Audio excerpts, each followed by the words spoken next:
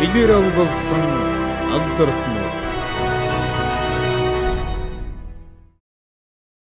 Бид өндөр уулууд авирч явна. Энэ уулын оргил руу 70 жил зүтгэжээ.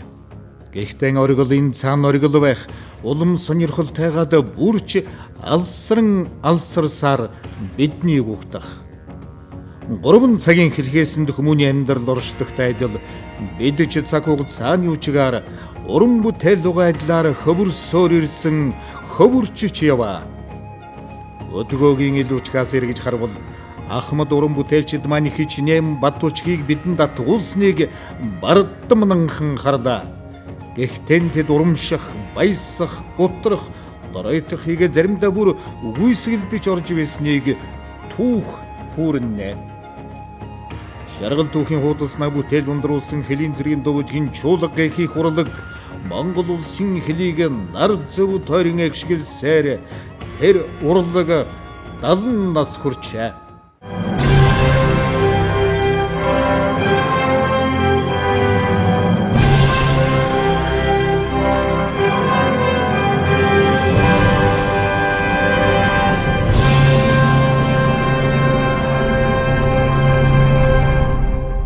Янгсан 140 он. Дэлхийд дахин төдийгүй Монгол орны нийгэм улс төрийн байдал тэмчиг таатай бос байсан үе. Дэлхийн 2 дугаар дайны харанга нууцхан дэлдэж Монгол орны хэлхий загарыг сахин хамгаалж байгаа хэлчид байнгын өндөржүүлсэн бэлэн байдал буюу төгшөөрийн хэмжээнд байлаа. Чухам энэ үед өдөр шөнийн бүх ил цагт үүрэг гүйцэтгэж байгаа хэлчидийн урлаг соёлын хэрэгцээг хангах, тэдний оюун санаа болон сэтгэл зүйд урлаг арга үйлчлэх чухал шаардлага гарч ирсэн юм. Иймд Монгол ардын хувьсгалын хорооноос шийдвэр гарч дотоод явдлын яамны дэргэд хязгаарын ба дотоодын зэргийн ансамбл буюу урлагийн тасгийг байгуулжээ. Уг тасгийн бүрэлдэхүүнийг бөхөг төрөгний голд алба хахаар ирсэн хэлчидээс шалгаруулан авч одон тэмдэх тусгай хорооны дэргэд 20 хүний бүрэлдэхүүнтэйгээр тулгын чулуугаан анх тулжээ. 1942 он урлагийн тасгийн үйл ажиллагааны хамар хүрээ өргөжиж хэлжил болон ард иргэдийн талархлыг хүлээж эхэллээ. Энгийн хэрээр уран бүтээлчдийн чанар саач мөн адил дээшилсэн байна. Харин тэдэнд нарийн мэрэгжлийн уран бүтээлчдийн дэмжлэг тусал цааны шаардлага тулгарсан тул улсын циркийн сурагч Галперин, төв театрын сурагч Смирнов нарыг урилгаар багшлуулах боллоо.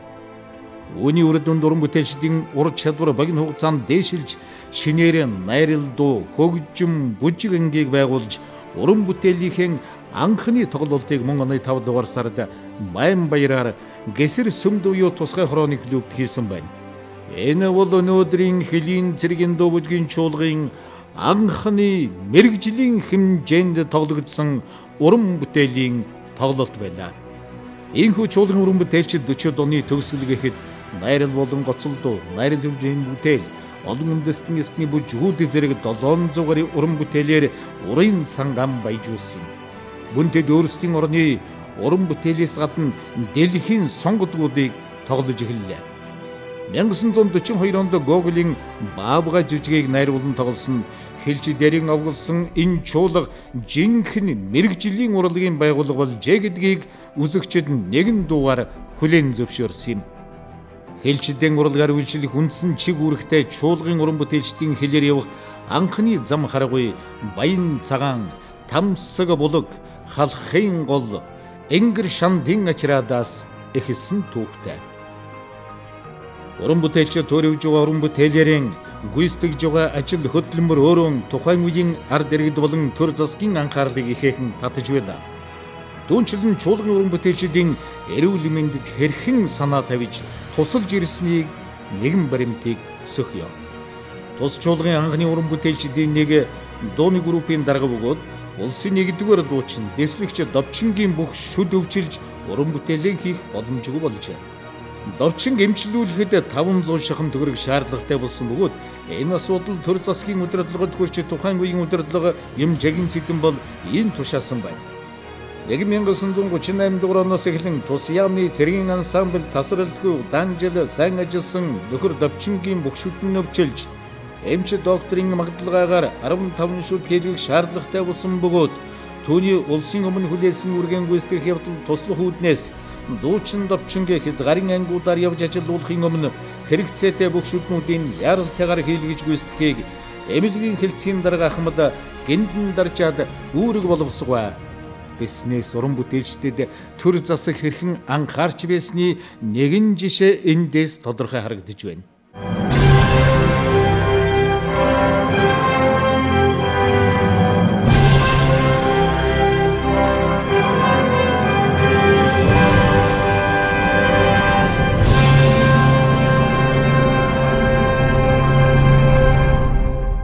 Хилээд үссэн чуулган уран бүтээлч зөвхөн уран бүтээлийн туйрвах үүрэгтэй хүмүүс байсан гэвэл ташаа ойлголт юм. Учир нь тэд тангар хөргөсөн хилчид байлаа. Эх орон хил хязгаарын бодлон хамгаалахаар өргөсөн тангарахтай мөн түүнийг сахин хамгаалагч хилчидэн урлаг ар үйлчлэх хос үүрэгтнүүд байсан юм. Баримцөхий 1948 он баруун хил тэр чигтээ төгшүүртэй байсан үе. Энэ оны 6 дугаар сарын 3-ны өдөр Бодончин хогт толгон ажраад дурлагийн бригад үндсэн үргэн гүйцэтгэж байлаа. Гэтэл төгшүүр зарлаж тусаач радын комиссар Жалбуугийн далхачийн удирдлагын уран сайхны удирдлагч Очрын Чүлтэм, Найрал дууны багш Арднагийн Довчин, жүжигчин Дүүр Сүрэнгийн Баямөнг, сурагч Тавхан Лүндэв, Батын Бэжид Гунга, Буянгийн Дорж, Сүрэнгийн Ядамжов, Тарвын Батсуг, Жамбулын Сонжамц, Гочоогийн Гэлэгжамц, Аюушийн Батанаар мэрэгэн ууланд болсон ширүүн тулгаралтанд оролцож хэлчний үүргээ нэр төртэй биелүүлсэн түүхтэй. 1953 он тус чуулгын оны хүртэл шинэ уран бүтээлээрийн уран сангаа баян баяжуулан эх орны охин цагийн бүтээн байгуулалтыг сонор соргоор хамгаалахад хэлчин харуулчин дайчдыг цэрэг эх оронч хэлч үзэлээр хүмүүжүүлэх, улс төр байлдааны бэлтгэлийг сайжруулах, цэргийн цахилгыг бэхжүүлэхэд үнэлж баршгүй их хувь нэмэр оруулж өөрийн үүргээ амжилттай биелүүлсэн хэдий ч тухайн үед нэгэн буруу шийдвэр гарсныг өгүүлье. Дэлхийн 2 дугаар дайны гал унтарч инг 50 цаг ирснээр гадаад дотоодон ай хаюулгүй амар төвшин болж манай улс цэрэг арман татан буулгасан энэ оны хээр дотоод явдлын яамны сайд дэслэгч генерал Женчвийн 1953 оны 4 дугаар сарын 2-ны өдрийн 188 тод тушаалаар тус чуулгыг Монгол ардын хувьсгалт цэргийн ансамбльтай нийлүүлсэн байна. Ансамблийг нэгтгэх тухай үг тушаалд дотоод явдлын яамны дотоодын ба хязгаарын цэргийн ансамбль нь 1940 онд байгуулагдаж энэ завсар зохион байгуулалтын талаар өргөжин түүний урлагийн чадвар, үзэл сурталын хэмжээ эрс дээшилж дайны хүндэж илүүдэд ба дайны дараах энх 50-ны жилүүдэд манай соргог хязгаарчд болон ард түмнийг өөрийн хувьсгалт урлагаар сурталчилж их орон чүслэр хүмүүжүүлэх үргээ нэр төртэй биелүүлж чадсан байна гэд дотоод явдлын яамны дотоодын ба хязгаарын цэргийн дуу тансны ансамблийг 1953 оны 4 дугаар сарын 1-ээр тасалбар болгон татан буулгасгаа гэжээ. 1971 он Орны тус гар тогтнол аюулгүй байдал хил хязгаарыг улам бэхжүүлэх бодит шаардлага 60-аад оны үеэс уран гарчээ. Нам засгаас хязгаарын цэргийг сэргээн байгуулах, өргөдгөн бэхжүүлэх талаар авсан арга хэмжээний нэг нь Монгол ардын хувьсгалдмын төв хорооны улс төрийн төвчөөний 1970 оны 21-р тогтоолоор урлагийн групп байгуулахыг нийгмийн аюулаас хамгаалах яамд даалгасны дагуу нийгмийн аюулаас хамгаалах яамны сайдын 1971 оны 1-р сарын 7-ны өдрийн 4 тод тушаалаар урлагийн группийг 13 хүний оронтойтой сарын цалингийн 6370 төгрөгийн самтайгаар байгуулсан байна. Урлагийн группийн дарга уран сайхны удирдагчаар хөгжмийн зохиолч Юндэнгийн хөнхрийг томилон ажиллуулжээ. Анхны хүмүүс гэвэл Шанзчин Бадрахын Аюуш, Цэцэг Долгор, Ёочинчин Дондон хүүгийн Бадам Модсэр, Баян хуурч Батын Ганхуйг, Бүжигчин Алтан гэрлийн Цэрэмпил, дуучин Гомбын Үлзий сайхан, дуучин Цэдэн доржийн Наран Цэцэг, хуучирчин дуучин Балжирийн Утган, хөгжимчин бүжигчин Гопимины Бадарч, дуучин хөгжимчин Галсангийн Манал, дуучин хөгжимчин Сүрийн Тэлжээ, хөгжимчин Дондгийн Тогооч, дуучин Жагсаалын дарга Загдын Лувсан Шарв нар бөгөөд хэлчидэн урлаг соёроо үйлчлэхийг хүйсэд хоёргүй сэтгэлээр зүтгэж эхэлжээ.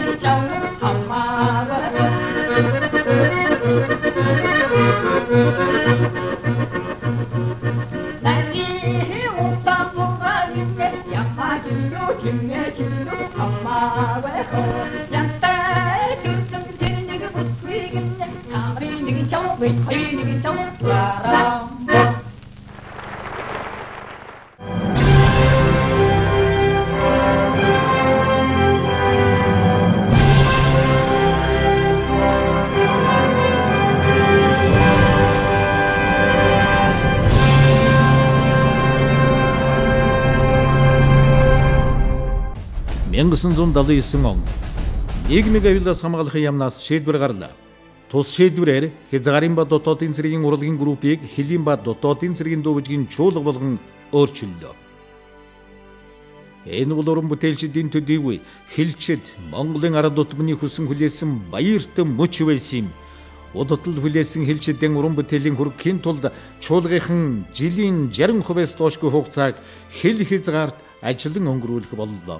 Чуулга дахин байгуулагдсан энэ үед ард утманы дунд одоо хүртэл үнэлэмжийн хадгалж ба төрийн шагналт мөрөдөржийн цэнгэлийн их шиг чулууны уран хас бүжгийн жүжигийн оршил хөгжим, суурин хэлчинд бичсэн загтал, Эрдэнэбатын хөлийн тэнгэр цэлмэг байгаасаа хязгаарын баталсан хөлийн цэрэг, Норсон живийн хэлчдийн дуулал, халахын голын баатруудад дуулсан дуу, Даштаваагийн хэлчин чамда, амгалан инхийн харуул, хөнхөрийн хэлчний уянга зэрэг дуунууд төрөн гарлаа. Эдгээрээс гадна Бизегийн Кармен дуурын оршил, мөн дөрөв үзэгдлийн антракт хөгжим, Чайковскийн нойрсож байгаа говьсгүй зэрэг дэлхийн сонгодог болон өөрийн орны хөгжмийн зохиолчдын зохиол, бүжиг, дуу хөгжмийн олон арван бүтээлээр чуулгынхан урын санга баяжууллаа. Энэ чуулга өөрийн өвөрмөц өнгө төрх бүхий ардын их шиг хэлчний уянга, энхийн дуудлага, страд хөгжмийн хэлчин, хошин шогийн зэрэг хамтлагуудаар бүл нэмэн өргөжлөө. Энэ цаг хугацаанд хэлчдийн чуулга уран бүтээлийн ард түмэнд бүрэн мэдрүүлсэн үе байлаа. Өвөр байгалийн дуужгийн чуулгын 60 хүнтэй урлагийн хэсэг ирж Дорнот аймгийн Сүмбэрийн Акираад тоглосон бөгөөд манай чуулгатай хамтарсан тоглолт хийжээ. Улмаар хөрш хорны Буряд Туваагийн автономит улс Читэмжид альчлан тоглож өвөр байгалийн хөлийн тойргийн дуужгийн болон Дунай чуулгатай харилцсан туршлагаан солилцож хамтарсан тоглолт хийж байсан жүжигчдийн мэрэгжлийн ур чадварыг ахиулахад ихээхэн ач тусаа өгч байлаа. Хөлийн цэргийн дуужгийн чуулга байгуулагдсныхаа 40 жилийн ойгоор дайчин алдрын дуу, хөлийн цэргийн 50 жил болон дараах тэгшөөгоор хэлчдийн алдар, их орны хүү, улсын хэл, түүхэн хилэн баталсан хөлийн цэрэг зэрэг концерт бэлтгэн тавьжээ. Мөн урлагийн гойц зүтгэлтэн Бадарчин найруулгаар хөлийн сэдвэт 5 дууг найруулж дуулсан байна. Харин хөлийн цэргийн дуужгийн чуулган 50 жилийн ойн болон улсыг аюулаас хамгаалах байгууллагын ойн хүндэтгэлийн концертыг ган хуйг найруулж өдөрдөн тоглуулсан байна. 1980 оны дунд үе үүнийг чуулган уран бүтээлийн оргил үе хэмээн нэрлэж болно. Улсын чанартай уралдаан тэмцээнүүдэд чуулгынхан тогтмол оролцох болж олон амжилтын эзэд болцгоолоо. Үүнийг дагаж шинэ бүтээл, шилдэг уран бүтээлчид төрөн гарч байлаа. Уран бүтээлчдээс гадна чуулга өрөн олон арван шагналын эзэн боллоо. Дурдвал 1980 онд засгийн газрын хүндэт жоохж гэр шагнуулж 1987 онд яамны тэргүүний соёлж байгууллагаар шалгаран удаадраа гэмт хэрэггүй хамт олон болж байсан юм. Үүнтэй зэрэгсэн соёлын яамнаас мэрэгжлийн дуучин, хөгжим бүжгийн сургуулиас бүжигчин тусвар 10 хүнийг мөн урлагийн үзэлгээс шалгарсан цаашид ажиллах хүсэл сонирхолтой залуусыг дуучин, бүжигчин, хөгжимчнөр авч нийтэд 120 гаруй ажиллагчтай батальон эрэхтэй тэг 224 дугаар анги болж бүхий л талаар өргөжин бэгтсэн түүхтэй. Энэ жилийн эхлэл болж дуучин цэрэнд орж Болгар улсад Эрдэнэчр гонгормандар Москва хотод цэргийн хөгжмийн дээд сургууль, бүжигчин Баасанжир, ятгчин Алтансов, Шүрэн цэцэг, Ёочинчин Уртнасан нараа Ленинград, Свердловск зэрэг хотод найруулагч соёлын мэргэжлээр сурталсан байна.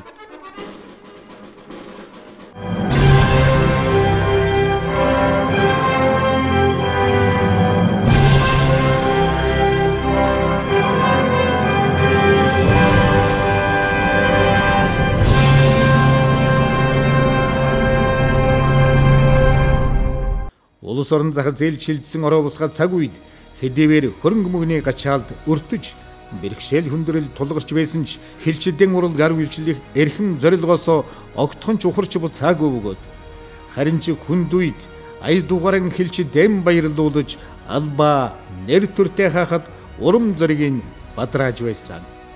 Энэ хугацаанд гоцол дуучин Гомбын Үлзий сайхан 1978 онд, бүжигчин Цэрэндоржийн Саадорж 1983 онд, дуучин Хорлын Пүрвдорж 1991 онд, хөгжмийн зохиол Шагдарживын Эрдэнэбат 1989 онд, Тогтмолын Эрдэнэ очир 1993 онд, Гавьяцол хөгжмийн удирдаач Дэндвийн Бадарч 1989 онд бүгд наримдах Монгол ард улсын төрийн шагнал хүртсэн байна. Түүнчлэн нэгэн цагт хэлийн чуул гараан авгалж уран бүтээлийн гараагаа ихэлсэн Говадарч уртын дуучин Өөдсийн Базарбат дуучин Баттөржийн Сийлгма Баярамагнайн Даштондог Самдангийн Цэрэндорж Гэнингийн Батбаяр Магилживын Болднар Гавьяцолтон болж утга зохиолын ажилтан яруу найрагч Ахмад Барнангийн Дорж болон 1996 онд Болор цом яруу найргийн наадмаас Болор цом хүртсэн билээ. Элийн застав тавьсэр цолтой эх хорныхон клийг хамгаалж явсан ард түмний хайртай дуучин Ахмад Хилчин Бэлжээгийн адар сүрэн 80-аад оны ихэр тусчуулгад дуучин байснаар нь хилчид бид бахархаж байдгийм. 1994 он Монгол Улсын засгийн газрын 1994 оны 5 дугаар сарын 9-ний өдрийн 88 дугаар тогтоолоор ардын цэргийн дүүбжгийн чуулгатай нэгтгэсэн байна. Гэсэн хэдий ч хилчид өөрийн гэсэн чуулгатай болох бүхий л боломжийг эрж хайж байсан. Улсын аюулгүй байдлын хамгаалах хэрөнхий газрын тэргүүн дэд өгөөд хэлийн цэргийн даргын 1991 оны 2 дугаар сарын 9-ний Б95 дугаар тушаалаар хэлийн тэг 151 дугаар ангийн харьяанд хэлийн цэргийн үлээвэр хөгжмийн сонор хамтлагийг байгуулж уг хамтлаг 1992 оны 7 дугаар сарын 30-ны өдрийн Б352 тоо тушаалаар 8 дугаар сарын 15-ны өдрөөс хэлийн тэг 133 дугаар ангийн 1996 оны 7 дугаар сарын 1-ээс тэг 288 дугаар ангийн 1997 оны 8 дугаар сарын 1-ээс тэг 253 дугаар ангийн харьяанд ажиллаж 1995 оноос хилчин хамтлаг хэмээн нэрийдэх болжээ. Уг хамтлагийн игнэнээс дуучин Сүрэнгийн Цэрэн долгоор Эрдэнэ далайн бүр Нэваяр нар Монгол улсын гавьяат жүжигчин хэмээх эрхэм цолыг хүртэжээ. 2001 он хилчидийн хүсэл дахин биелэж хэлийн цэргийн хилчин хамтлагийг дууβжгийн чуулга болгон өргөдгөн зохион байгуулах арга хэмжээг хэлийн цэргийн батлагдсан орон тоонд багтаан авахыг хууль зүй дотоод хэргийн сайд нямдорч зөвшөөрсгүй гэсэн Монгол улсын засгийн газрын тогтоол гарлаа.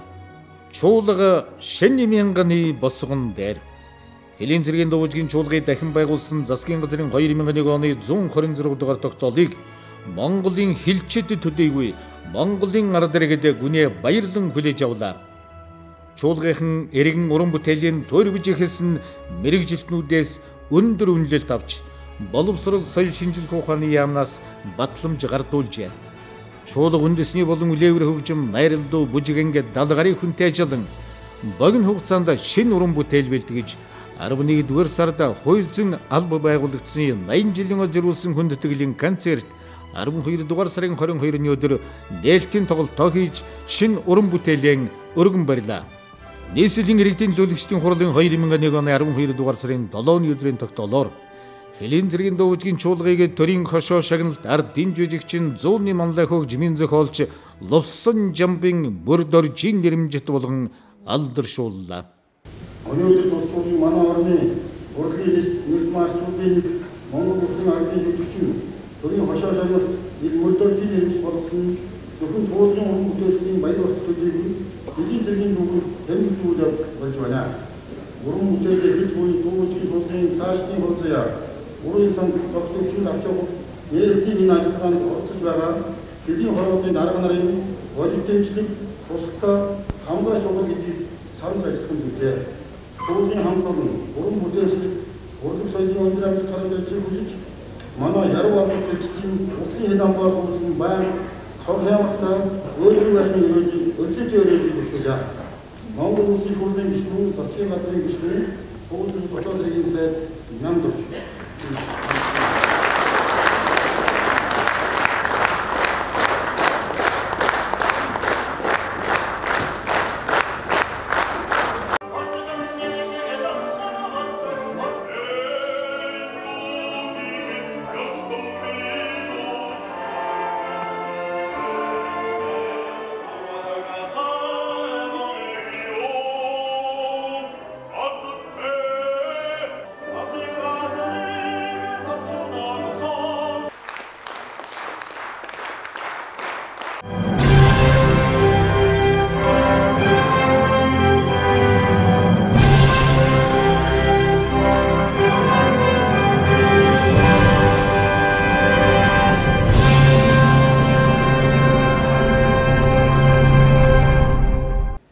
Хэлчилдэн урлаг 10 жилж ирсэн тус чуулган уран бүтээлчдийн бүтээлийн тоо чанар өсч Монголын нийт ард түмнийг хамарсан томоохон хэмжээний бие даасан уран бүтээлийн тоглолтуудаа хүргэж эхэллээ. Мөн хөрс сэргэлдээ орнуудаас Хэлийн цэргийн дуужгийн чуулган уран бүтээлчдийг урилгаар тоглуулах санал ихээр ирэх боллоо. Чуулгынхан Оросын холбооны улсын Мангут, Хягтын Хэлийн ажраад агын бурядад 50 гаруй хүний бүрэлдэхүүнтэй зочлон тоглож бүгд Оросын холбооны улсын онц хэлчин тэмдгээр шагнуулсан юм. Ардын богино дуулаачдын улсын уралдаанаас дуучин нэргүй тусгай байрын шагнал хүртэж Эрдэнэт хотод улсын шилдэг бүжиг дэглэгчдийн улсын уралдаанаас бүжгийн багш дэслэгч Самжидын алтан сэлэм шилдэг багш цолоор шагнуулсан бөгөөд 2009 онд Гавьяатын гараа гоцол дуучидын улсын уралдаанд гам чимээ, Бямбүсүрэн, Батвилэг, Гямдава, Пүрвсүрэн нар оролцсон тусгай байрын шагнал хүртэж. Үүнээс гадна 20 дугаар зууны шилдэг 25 дууны уралдаанд дуучин Пүрвсүрэн, Бадарчин хөгжимсэнгээг энэ шүлэг тагтаа дуугаар тэргүүн байр. Дуучин Ганчмыг Гямдава нар дэд байрт оржээ. Марин хоор 2009 шилдэг дуу шалгаруулах уламжилт уралдаанд дэд хурандаа ганхойгийн Монгол дуу үлэмжийн чанар өргөмжил хүртсэн. Дуучин Мөнх Жаргал Орос дууг хэн сайн дуулах уралдаанд 2 дугаар байр. Лянхвайн нэрмжит уралдаанд тусгай байрын шагнал хүртэж Хэлийн сэдвтэй дууны уралдаанд Эрдэнэ очрын аялгуу Миний застав дуу дэд байр шалгарсныг дуучин Цэнд баяр дуулж үзэгчдэд хүргэсэн юм. Дуучин Нар мандахын Мөнх Жаргал Улаан үд Хөх хотод зохиолсон олон улсын уралдаанаас шагналт байр. Сүхбаатар Хөх хотод улсын бүжгийн наадамд цөөхөл бүжигчдийн төрлөөр дэд байр эзэлсэн байна. Мөн бүжигчин дэд ахлагч Жаргал сайхны Инкамар, Аргачаагийн Сүхбаатар, Цог бодрохын Цог баяр нар Москва хотноо 2010 онд улсын спортын бүжгийн дэлхийн авраг шалруулах тэмцээнд оролцсон 75 орны бүжигчдээс 10 дугаар байрт 2011 онд Литв улсад улсын уг тэмцээнд шагналт байрын шалгарсан бол дэд ахлагч Нэргүйн аз баясгалан Вьетнам улсад зохиолсон олон улсын ардын урлагийн их наадамд амжилттай оролцожээ. Халахын голын дайны ялалтын ойгоор Оросын холбооны улсын Хэлийн дуужгийн төвчүүлэг манай улсад хийсэн айлчлан тоглолт болон Америк нэгдсэн улсын номхон далайн тэнгисийн явган зэргийн үлээвэр найрал хөгжимтэй чуулгын хамтарсан тоглолтыг 2010 онд Улаанбаатар хотод зохион байгуулсан BBS-ийн харилцан суралцах туршлага солилцоход чуулгын түүхэнд чухал үйл явдал болсон юм. Олон жилийн турш тасраад байсан Гавьяатын шагналыг чуулгын дарга хурандаа Эцэдэнгийн Төмөрбат 2006 онд соёлын Гавьяат зүтгэлтэн. 2011 онд гоцол дуучин Бямбүсүрэнгийн Ганчмыг Монгол улсын Гавьяат жүжигчин.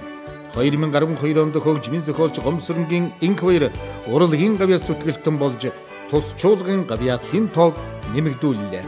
2012 он Өргөх чуулгынхан 70 жилийн ой гүхтэн хөгжим анги Экшиглэн түдэш, найрал дууны анги, цагалшгүй, бүжиг анги, омогшол, улсын Гавьяат жүжигчин бүр Нэбаяр, улсын Гавьяат жүжигчин Ганчмыг нар эх орны Хилээс, Хүрлбаатрын Хаш, Гончигийн Батсөг, Нанзадоржийн Шажин төр, Нар мандахын Мөнх Жаргал нар бидэд хангараг нэгтэй андууд, чуулгын дунд уян ахмад уран бүтээлчид эргэн санахад хэлчин хамтлаг залуу насаан зориулыг тайлан тоглолтоо тус хийж үзэгч төмнэм баясган чуулгын урын санг баяжууллаа. Марин хоор 2011 оны шилдэг дуу шалгаруулах уралдаанд хурандаа ганхойгийн ардын дуунд аав минь сургаалтайгаа дэд хурандаа Инк баярын нууц товчоо дуунууд шилдэг бүтээлээр шалгарчаа. Түүнчлэн дуучин Жанчи дөржийн хадхүү 20 дугаар зууны 25 шилдэг дууны уралдаанд бүтэдийн хөгжим шөнийн бороо дууг дуулж тэргүүн ахлагч Ловсон давгийн уран болор урлагийн Гавьяат зүтгэлтэн Чойдгийн Миний ээж дугаар дэд байр шалгарсан сайхан амжилтаар төрлөх чуулгынхан 70 жилийн ойд бэлэг барилаа. Энэ түүхэн хугацаанд Хэлийн цэргийн дуужгийн чуулгын уран бүтээлчдийн хэлчид хэл орчмын ард иргэдэд урлаг соёлоор үйлчлэх, хэл хамгаалах байгууллагыг сурталчлах, тэдэнд гол сайхны хүмүүжил, уран сайхны соёлыг төлөвшүүлэхэд оруулсан хов нэмрийг үнэлж баршгүй юм. Тиймээс 2010 онд нийслэлийн Баян зүрх дүүргийн шилдэг хамт олон 2011 онд Монголын соёл урлагийн академиас шилдэг урлагийн байгууллага шагнал хүртсэн юм. Монгол улсын ерөнхийлөгчийн 2012 оны 131-р зарлигаар хөдөлмөрийн гавьяаны улаан төвийн одонгоор Хэлийн цэргийн дуу уужийн чуулганы уран сангийн эрхлэгч Монгол улсын соёлын төвийн ажилтан бэлтгэл ахлагч сангийн манал. За баяр хүргэе. Монгол улсын төлөө сэтгэе. Алтан гац одонгоор Хэлийн цэргийн дуу уужийн чуулганы хувцсны нарийн Монгол улсын соёлын төвийн ажилтан бэлтгэл ахлагч Бадрахын аюуш. Цэргийн хүнд медалаар Хэлийн цэргийн дуу уужийн чуулганы найрал тууны багш Монгол улсын соёлын төвийн ажилтан дэлхийд өгч Жанзангийн Батүлэг. Цэргийн хүнд медалаар Хэлийн цэргийн дуу уужийн чуулганы дуучин Монгол улсын соёлын төвийн ажилтан ахлагч Нүрдтийн Нямдава. Хөдөлмөрийн хүнд медалаар Хэлийн цэргийн дуу уужийн чуулганы дуучин Монгол улсын соёлын төвийн ажилтан ахлагч Монголын Болормаа. За баяр хүргэе. Монгол улсын төлөө сэтгэе. Хит хамааллын хэлний газрын дарга 2010 оны 9-р сарын 7-ны өдрийн 983 дугаар тушаалаар хүндэт хэлчин тэмдгээр Хэлийн цэргийн дуу уужийн чуулганы дарга Хурандаа Бадан дөржин ган хуйг.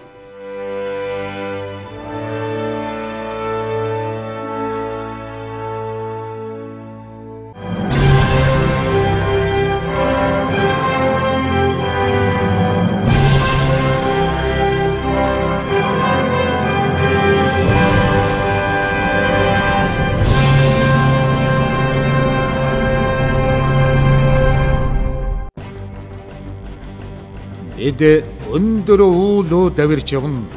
Энэ уулын оргил руу 70 жил зүтгэжээ. Эхэдэн оргил энэ цаан оргил байх.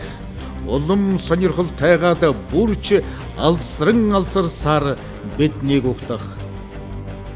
Шаргал түүхийн хуудаснаа бүтээл ундруулсан Хэлийн цэргийн дуугийн чуулгагийн хурлаг Монгол улсын хэлийг нар зөв тойрон эгшгэлсээр элчэд ард түмнийхэн оюуны цангааг тайлахын төлөө мэрэгжлийн өндөр төвшөнд шинэ уран бүтээлийн зогсолтгүй төрвж цаг нар тайварлан шаргуу хөдөлмөрлөж байдаг хэлээрэн овголсон чуулгын бүтээлч хамт олон цаашид Хэлийн цэргийн дуужгийн эрдэмийн чуулга болохоор зорилт тавин ажиллаж байна. Өдөл хөдөлмөр хоёр монхийн хамт байдаг билээ. Энэ хүсэл биелэх учиртай.